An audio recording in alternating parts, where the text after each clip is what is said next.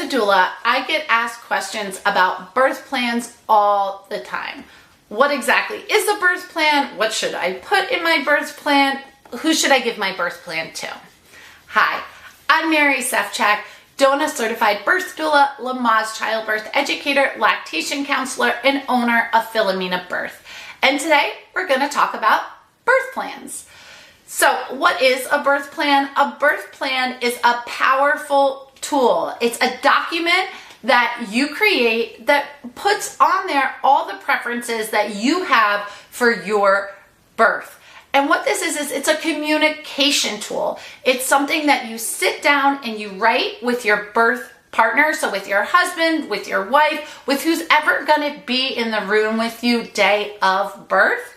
And I always suggest starting to write a birth plan somewhere between, let's say, 32 and 36 weeks. You don't want to start too early because I want to say before then, you want to be educating yourself, getting all the information so that when you create your birth plan, you have figured out what exactly is going to work for you and what's important for you.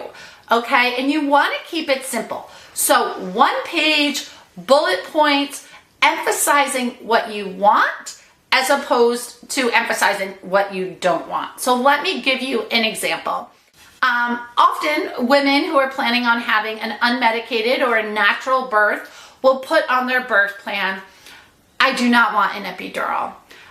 In that scenario, you're emphasizing what you don't want. Instead of writing something like that, I encourage clients to write, please do not offer me an epidural. I will ask for one if I need one. So that's more inviting language and it's a more flexible mindset because the ultimate truth is you can't exactly plan for birth, okay? You can prepare for it, and preparation always pays off. I absolutely believe that. I absolutely see that all the time.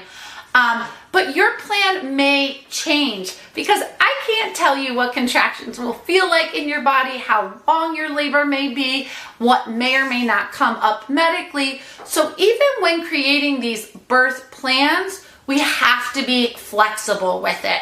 So I encourage you to put flexible language, clear flexible language that is inviting. So we want to talk about what our plans are with pain management. That was a good example.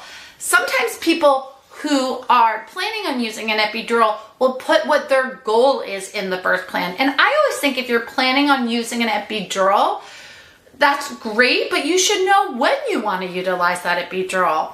A lot of our clients will say, my goal is to get to 3 to 5 centimeters before getting an epidural. After that, I'm open to getting one. So really be specific in that way. How do you want the environment to feel? Do you want the bright hospital lights dimmed? Do you want to wear your own gown? Do you want to have your own music playing? Another big piece of that is who do you want in the room with you? Some hospitals are teaching hospitals. They have medical students. They have residents, and sometimes it can get busy. You're in there and you're starting to push, and all of a sudden there's 5 extra people in the room who you weren't expecting to be there. You can put on your birth plan essential medical staff only. Another thing is it's important to a lot of women to move in labor. This is very important. All women should, really as much as they can capitalize in movement. So a simple way to put that on there is I would like to be moving throughout my labor and I am welcome to any movement suggestions that you may have. Similarly, how do you want to push? Are you someone who wants coached pushing, who wants to follow their intuition around pushing? Are you someone who wants to push in an upright position? So instead of putting, I do not want to push on my back, put something like, I would like to push in an upright position and am welcome to any suggestions that you might think would be effective.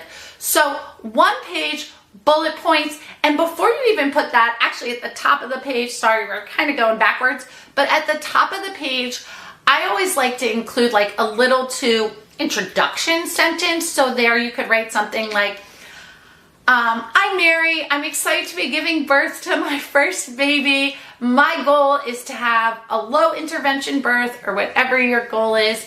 I've taken childbirth ed. I've hired a doula. I am excited for your support in this birth. I know things can change. Please keep me informed of all medical decisions along the way. And then I think you should have another section which really talks about your preferences post-birth. Do you want to do delayed cord clamping? Are you keeping your placenta? Do you want to do immediate skin to skin? Is your birth partner planning on cutting the cord? Do you want to cut the cord? There's also some other fun things you can add on there. Sometimes doctors or midwives are open to the partner helping to catch the baby. Sometimes this might sound wild to some of you guys, but some hospitals have mirrors that they can bring in. So when you're pushing, you can actually watch baby being born. Some people put that on their birth plan. And then another piece of the puzzle is the newborn procedures. What medications are you planning or not planning on giving your baby? I'm not going to talk a ton about this today, but there are 3 medications that they typically give most babies immediately after birth, kind of either immediately or within the 2-hour range post-birth, is the hepatitis B vaccine, the vitamin K shot, and erythromycin, a gel that's placed in babies' eyes. So do your research around those topics and decide whether you're going to opt for all of them or some of them, and put that on the birth plan.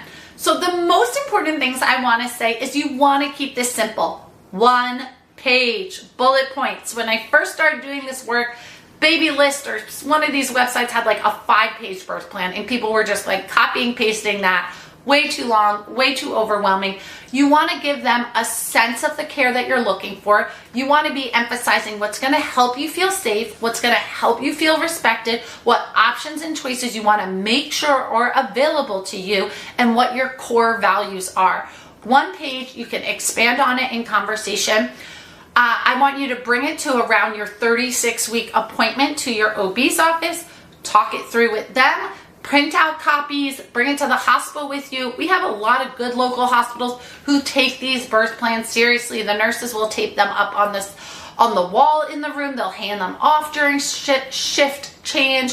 So it is a powerful tool. Every hospital is a little different with that, but I do think it's something that, if it's written in an inviting language, that is taken seriously and that is really important for you, also can be a powerful tool for you to just find your voice in birth, for you to figure out what's important for you.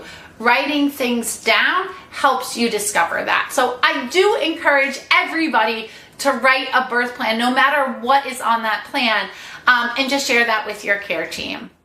And as a little free bonus, down below we have a link to our free birth planning workbook.